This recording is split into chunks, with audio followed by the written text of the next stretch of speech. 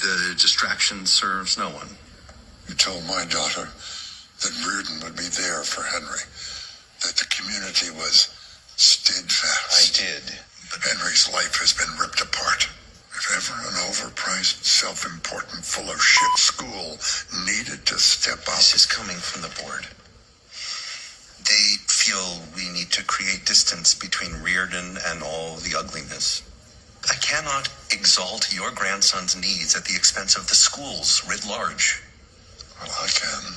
I've given a lot of money to this school, Mr. Conifer, and I've always considered it a privilege to be able to do so.